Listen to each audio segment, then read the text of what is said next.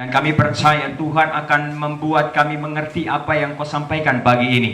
Berbicara Tuhan, kami siap mendengar. Haleluya. Amin. Nah, saudara yang kasih dalam Tuhan Yesus Kristus, saya langsung saja. Kita perhatikan di sini tentang sebuah struktur gereja yang akurat. Matius 7 ayat 24 ya, dan juga sampai 25 adalah sebuah, perhatikan di sini, keimamatan yang benar dan memiliki struktur yang akurat. Oke, kata akurat di situ adalah pengaturan. Akurat itu pengaturan atau pola. Oke, itu adalah akurat. Struktur itu adalah pengaturan atau pola. Kemudian kata akurat adalah ketelitian atau sebuah ketepatan. Jadi artinya kalau kita membangun suatu gereja yang akurat, ya kita butuh yang namanya sebuah pola gereja yang diatur secara tepat. Kita tidak bisa membangun gereja dengan pikiran kita. Kita tidak bisa membangun gereja karena kita sekolah tinggi, karena kita punya titel. Kebanyakan orang sekolah kita semua tidak tidak bisa jadi gembala. Ya, saya waktu masih seperti tadi Oma ya katakan tadi dalam kesaksian, waktu kita sama-sama di BIA, kita sebagai anak-anak yang bermain-main di rumah, ya seperti itu. Ada ibadah, kita ikut-ikut ibadah, tepuk-tepuk tangan di situ. Tapi saya nggak pernah tahu satu ketika Tuhan akan merancangkan hidup saya menjadi seorang hamba Tuhan. Nah, saudara yang kasih dalam Tuhan Yesus Kristus, sampai hari ini satu ketika saudara yang kasih, ada satu teman saya waktu ketika saya minum kopi di salah satu kafe, saudara yang kasih, saya lihat ada salah satu teman saya SD bersama dengan saya. Saya melihat dia pegang fruit seperti itu, dan kemudian dia kasih undur maju mobil, dan kemudian tiba-tiba Tuhan taruh di hati saya bahwa kau perhatikan itu orang itu, ya, dia adalah sahabatmu sejak kecil, tetapi nasibmu dan nasib dia berbeda. Tiba-tiba saya mulai merenungkan, apa sebabnya kita punya nasib berbeda? Bukankah kita sama-sama selesai lulus dari sekolah yang sama, dan kemudian kita satu umur yang sama? Tetapi saya katakan bahwa ternyata nasib seseorang itu ditentukan oleh Tuhan. Artinya waktu kita mulai mulai kenal Tuhan, hidup kita pasti akan berubah. Karena waktu kita belum mengalami Tuhan, kita masih susah, masih mengalami kendala, masih mengalami banyak sekali tekanan, banyak sekali hal-hal yang membuat kita sulit sekali mengalami berkat-berkat Tuhan. Tapi waktu kita mulai menjamah Tuhan, pada saat itu terjadi perubahan. Pada waktu Zakheus ketika dia mulai mengenal Tuhan, semua orang bisa melihat Tuhan waktu Yesus jalan di satu kerumunan orang yang begitu banyak. Zakheus itu tidak bisa melihat Yesus.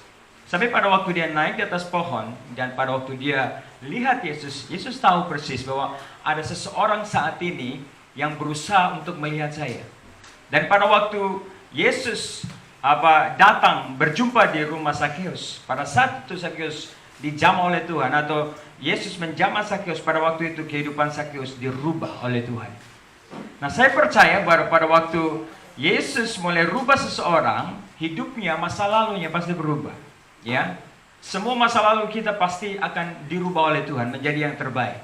Kita akan melihat hari-hari depan yang berubah, hari-hari depan di mana Tuhan akan terus bawa kita naik dan dipulihkan oleh Tuhan. Nah, saudara kasih perhatikan, next kita lihat selanjutnya. Oke, ini adalah struktur gereja yang akurat, adalah jenis keimamatan untuk pelayanan gerejawi yang kuat dan memiliki dasar atau konsep yang berpola kerajaan. Nanti saya akan kasih tahu bagaimana gereja itu diatur dengan pola kerajaan. Terkadang kita atur gereja dengan cara apa yang kita pikirkan saja. Misalnya kita punya beberapa orang yang kita anggap dia adalah orang yang seringkali menopang kita. Kita selalu andalkan orang itu terus, ya. Kita pikir dia adalah orang yang support kita dengan keuangan yang cukup, sehingga kita lebih condong kepada dia. Ini kebanyakan gereja hari-hari ini. Kita berpikir seperti itu. Padahal ada orang-orang yang sederhana, mungkin dia kurang memberi karena dia belum punya keuangan yang cukup. Kita seringkali menyepelekan orang itu dibandingkan orang-orang yang cukup keuangannya. Kita lebih fokus kepada dia. Sekalipun ada banyak hal yang mungkin salah kita juga malu untuk menegurnya. Tetapi karena dia support, maka kita lebih menaruh di dalam segala aktivitas dalam gereja itu. Kita lebih mengandalkan orang itu. Oke? Ini sistem pemerintahan Kristus adalah sistem pemerintahan kerajaan. Kita lihat next. Oke, perhatikan di situ. Struktur yang kuat memiliki satu kepemimpinan yang teratur. Struktur gereja yang kuat adalah struktur yang sangat teratur dan itu dirancang secara matang, diatur secara baik, baru dilakukan.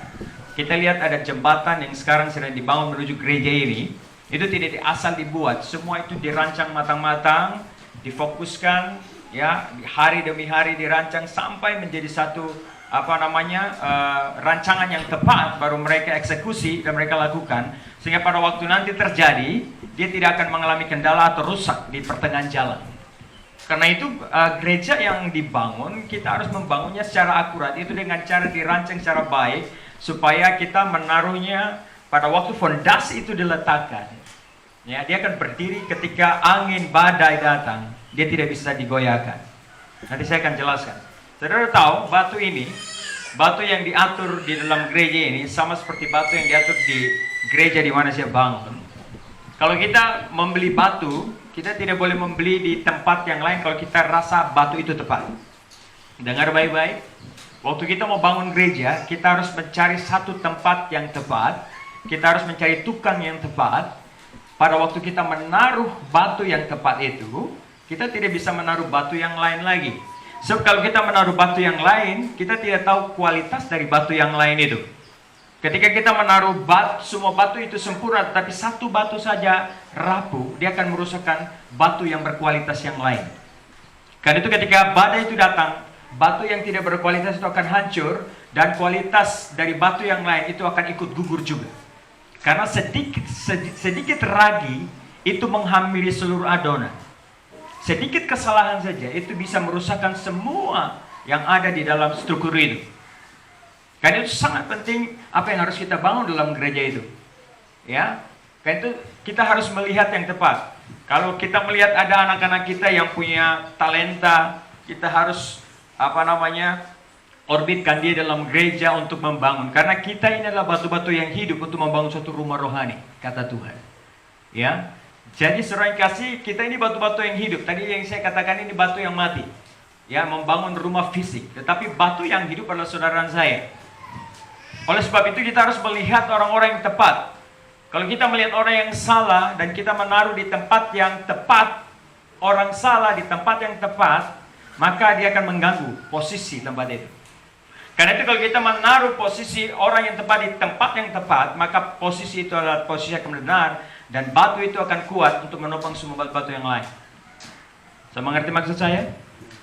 Kalau kita melihat orang-orang yang kita didik selama ini, kita melihat orang-orang yang kita sekolahkan, orang-orang yang hebat, datang dalam gereja dan kemudian dia punya skill, dia di administrasi, dia di perkantoran, dia punya jurusan apa, kita bawa masuk mereka dan taruh di dalam gereja itu, dan kita taruh dia di tempat yang tepat di dalam gereja itu, di program-program kita. Tetapi ada satu hal yang kita mesti tahu, mereka harus takut akan Tuhan lebih dulu. Harus takut akan Tuhan, punya hari-hari menangis di bawah kaki Tuhan. Kalau mereka punya hari-hari menangis di bawah kaki Tuhan, mereka takut akan Tuhan. Waktu mereka mau bergerak, hikmat Tuhan diambil alih oleh Tuhan. Alkitab berkata takut akan Tuhan adalah permulaan hikmat. Atau permulaan hikmat adalah takut akan Tuhan. Orang pintar, dengar baik-baik, orang pintar belum tentu berhikmat. Tapi orang berhikmat sudah pasti pintar. 1 Samuel pasal 17 ayat 40, dia berkata begini. Lalu Daud mengambil tongkatnya. Ya, nanti kalau saudara mau catat, boleh catat. Kalau saudara mau buka, saudara bisa buka di Alkitab saudara kalau jauh dari sana. Tapi kalau bisa kelihatan nggak apa-apa, ya. 1 Samuel 17, ya. Oke, saya baca dulu yang di atas. Semua jawatan karunia berada di bawah otoritas satu kepemimpinan. Ini adalah sistem gereja yang dibangun secara kerajaan. Oke. Kalau kita lihat satu kerajaan, kan kerajaan. Kalau kita pergi ke istana negara saja, itu tidak bisa langsung lurus-lurus ketemu Jokowi di situ. Kita mesti lewat prosesnya. Kita harus ketemu security-nya, buat janji dulu. Kira-kira security bilang, pengawal bilang, kira-kira kalau ketemu nanti hari ini jam sekian harus cepat. Kalau tidak, nanti tidak bisa ketemu nanti. Itu betul-betul, dan ketemu pun punya waktu. Ya, sampai semua yang kita rencanakan itu terjadi. Nah, saudara yang kasih sama seperti ini. Nah, saya akan sampaikan dulu, semua jawatan karunia berada di bawah otoritas satu kepemimpinan. Jadi seorang pemimpin itu gembala atau gembala, ya, dia adalah pemimpin, ya, yang memiliki otoritas tertinggi. Itu gembala. Jadi presidennya gereja itu gembala. Itu presidennya. Jadi semua itu ada di bawah.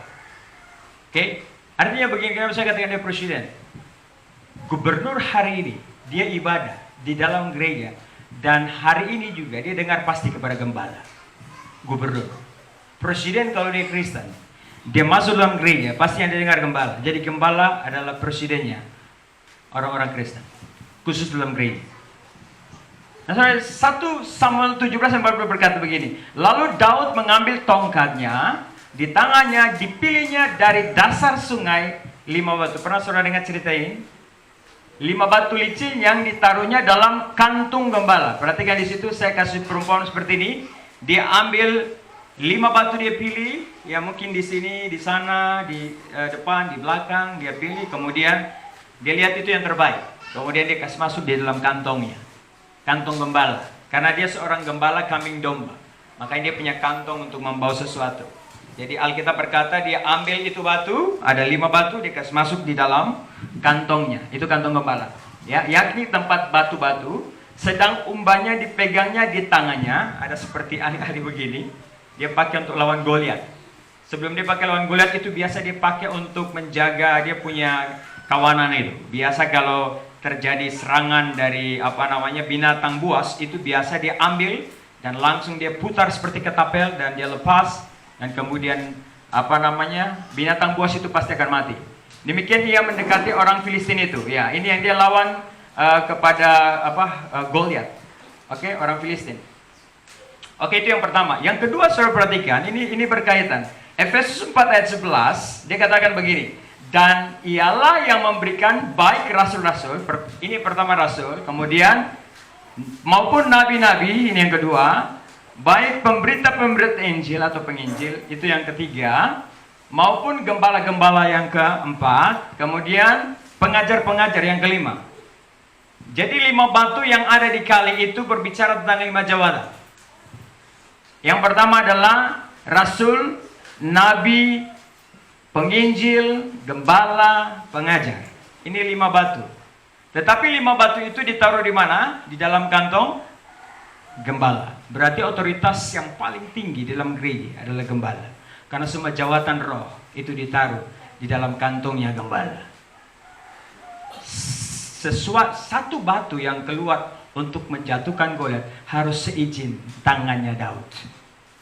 Satu karunia yang mau bergerak untuk melakukan pekerjaan Tuhan di luar sana harus seizin tangan seorang gembala. Jadi apapun yang kita mau lakukan di luar sana harus gembala itu menyetujuinya. Baru terjadi kekalahan besar. Goliat itu bisa kalah di sana. Kekalahan yang luar biasa terjadi pada musuh-musuh. Dan Daud mengalami kemenangan yang luar biasa. Tanpa seizin tangan gembala tidak akan terjadi apa-apa. Karena itu ketika orang melayani di sana mereka berkata, oh ini jemaatnya Panino nih, ini jemaatnya Gereja Betel Papua. Saya di Gereja Betel Papua, sorry, saya belum perkenalkan diri tadi, terlalu cepat-cepat. Tapi tidak apa-apa, nanti tadi profil sudah saya sampaikan beberapa ya. Saya sudah di Gereja Betel Papua. Oke. Nah, selain kasih dalam Tuhan Yesus Kristus, dan kemudian mereka berkata, oh kami dari Gereja Panino, kami buat pelayanan. Saya bilang, wow, saya nggak utus mereka. Saya tidak tahu, mereka tidak datang ke saya dan saya tidak utus mereka. Karena itu semua jawatan roh yang mau dikerjakan di sana harus minta izin sama gembala dulu. Kemudian ketika gembala menyetujuinya, kalau gembala bilang jangan, Kalau kau pergi, kalau dia bilang jangan dan kau melawan pergi, pasti terjadi bencana, pasti malapetaka terjadi. Belum pergi pasti sudah terjadi musibah. Tapi kalau gembala katakan pergilah dengan selamat, aku mengutus engkau. Makanya semua orang yang mau keluar, mau berangkat kemana, mau tugas kemana, datang lapor gembala dulu. Pak Gembala, Ibu Gembala, saya ada mau berangkat dulu. Oh siap. Mungkin tidak sempat telepon, didoakan. Karena itu adalah ibu rohani saudara. Ya, atau itu adalah bapak rohani saudara. Kita ini harus punya orang tua rohani. Ya, kita ini harus punya rumah rohani. Supaya kita dididik di sana, kita dibesarkan secara roh. Kalau kita punya orang tua jasmani saja bisa dididik kita sebagai luar biasa, apalagi orang tua rohani kita. Kita harus punya orang tua rohani. Seluruh jemaat Tuhan di sini harus punya orang tua rohani. Supaya kita tahu orang tua rohani mana yang mendidik kita secara baik. Dan kemudian kita lihat di ayat 13 dari Ibrani pasal 13, Ibrani 20 ya, ayat 20, maka Allah damai sejahtera yang oleh darah perjanjian yang kekal telah membawa kembali dari antara orang mati gembala agung segala domba, yaitu Yesus Tuhan kita. Gembala agung maksud saya di sini adalah, tadi saya kaitkan dia dengan Yesus Yesus katakan akulah gembala agung. Yesus tidak katakan aku rasul agung. Yesus tidak katakan aku penginjil agung. Tapi Yesus katakan akulah gembala agung. Karena apa? Saudara perhatikan di situ. Yang paling tertinggi otoritas dalam gereja adalah gembala. Karena itu, saudara yang kasih dalam Tuhan Yesus, gembala ini setiap saat dia berdoa saudara, setiap saat dia bergumul masalah saudara, setiap saat saudara telepon dia pasti ya doa. Haleluya. Kami di gereja ya, saya minta maaf kita mungkin tidak satu anggaran dasar yang sama, tetapi saya sering kali bilang sama pendeta-pendeta di kita punya gereja, kalau program di Jakarta mau suruh terapkan di lapangan, kalau nggak bisa jangan dipaksakan, saya bilang. Kita dipaksakan suruh buat kaum bapak, kaum ibu, kaum ini, kaum itu. Kita disuruh buat ini, buat ini. Kita paksakan keadaan gak mampu. Kita paksa terus, akhirnya jemaat bosan dan selama jalan. Nah ini terjadi saudara. Kita nggak bisa memaksakan sesuatu yang tidak bisa bertumbuh di sini. Saya beri contoh, kalau saudara bawa kelapa dari sini tanam di Wamena nggak bisa tumbuh saudara. Nggak bisa tumbuh. Ya, kita paksa nggak bisa. Ya, jadi kalau kita melihat ada sesuatu yang tidak bisa, program yang tidak bisa kita jalankan di satu gereja, kita tidak bisa memaksakan program itu. Makanya kita di gereja itu kita pangkas banyak sekali, program ini. Kita paksakan ibadah ini tapi jalan tiba-tiba stop sampai akhirnya tinggal 2 orang saja. Pak Gembala telepon, bagaimana tidak datang kah? Aduh Bapak, begini saya baru mau cuci, saya punya celana panjang, aduh. Iya kan? Aduh Bapak ini saya begini, tidak uang ojek. Ini hari ini ibadah, aku jalan kaki. Akhirnya terjadi bukan damai sejahtera, terjadi baku marah, iya kan? Akhirnya apa yang terjadi? Ya sudah, program itu menjadi program yang tidak akurat. Saya bicara tentang gereja yang akurat, jadi saya mau bicara sekarang. Jadi semua yang tidak akurat, saya berharap sudah pangkas saja. Ya, kita pangkas saja. Sampai nanti sudah berkembang secara baik, baru sudah menjalankan satu persatu. Kita jalankan satu dulu. Kalau satu dia sudah jalan secara akurat, sudah baik, oke. Satu lagi kita over lagi jalan. Oh jalan lagi. 2, 3. Oh sudah. Akhirnya mulai secara baik. Seringkali kita memaksakan keadaan dari Jakarta begitu, saudara. Kita dulu, saya waktu di GBI begitu. GBI suruh buat begini, nggak mampu, saudara. Kaum ini, kaum kita sampai nggak bisa, ya. Kaum bapak-bapak sampai yang hadir juga, opo-opo, om-oma yang hadir sudah jalan, sudah kuat jalan, kita paksakan ibadah terus. Ya, saya pikir ibadah di rumah, ibadah online is okay. Tidak ada masalah. Tapi yang pasti bahwa program yang tidak akurat pangkas. Saya kasih tahu. Saya belajar banyak sekali tentang struktur gereja. Gereja-gereja di luar negeri, saya pikir itu begitu luar biasa, saudara. Kita di Indonesia ini kaku sekali. Kita di Indonesia kaku. Gereja GKI, gereja Katolik. Di luar negeri itu baptis selap. Di Indonesia baptis percik semua. Di Indonesia ini kaku, saudara. Di Indonesia ini kaku. Ya, kita ibadah ini kaku semua. Ya, terkadang kita gereja ada doa pembukaan, doa penutupan, ya kan? Ada lagu pujian sekian lagu, ada lagu pujian, lagu penyembahan, kemudian doa syafaat atau doa lama ini, ya kan? Nah ini sebuah aturan yang seringkali agamawi dalam gereja, sehingga orang kadang kaku. Orang sudah tahu kalau orang datang ibadah, ini paling sebentar lagi, ini paling berapa menit, karena habis ini 2 pujian, sebentar nanti penyembahan saya pasti persembahan. Saya persembahan, saya pulang, tunggu saja. Dong prediksi itu. Tapi di luar negeri tidak. Pokoknya kita ibadah, ya. Pujian penyembahan, firman Tuhan, doa berkat, langsung pulang. Persembahan nanti diatur belakangan.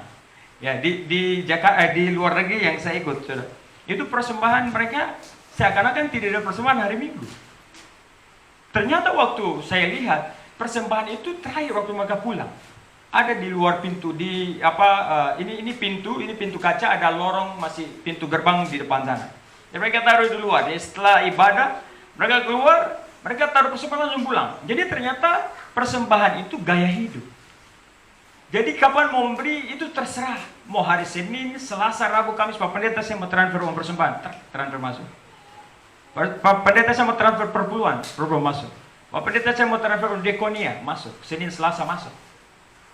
Jadi ini pola-pola yang di luar negeri itu sangat sederhana sekali, tidak kaku dalam membawa gereja ini. Ya, coba saudara naik mobil yang tiba-tiba orang baru bawa mobil, masih goyang, kaku sekali. Ya, coba saudara naik mobil yang orang santai, dia bisa pakai satu tangan lagi, pakai setir, nyaman lagi, enak. Jadi kira-kira saya berharap kita membawa gereja ini santai, enak, dan tidak membuat orang takut dalam gereja itu. Nah, saudara perhatikan di sini. Jadi ini adalah struktur gereja yang akurat. Kita harus mendengar satu otoritas kepemimpinan. Next, kita lihat cepat. Karena ini agak sedikit panjang slide-nya, saya coba akan potong-potong dan tidak terlalu panjang. Perhatikan di sini. Ini struktur gereja yang akurat. Ini bahan dasarnya adalah emas, perak, tembaga, perunggu, batu karang. Ini adalah struktur yang kuat. Nah, saya perhatikan, dalam kitab Matius 7, 24-25, setiap orang yang mendengar perkataanku ini dan melakukannya, ia sama dengan orang yang bijaksana yang mendirikan rumahnya di atas batu. Kemudian turunlah hujan, datanglah banjir, lalu angin melanda rumah itu, tetapi rumah itu tidak rubuh sebab didirikan di atas batu. Oke? Di atas batu yang kuat, ada struktur yang kuat. Saya perhatikan di sini ayatnya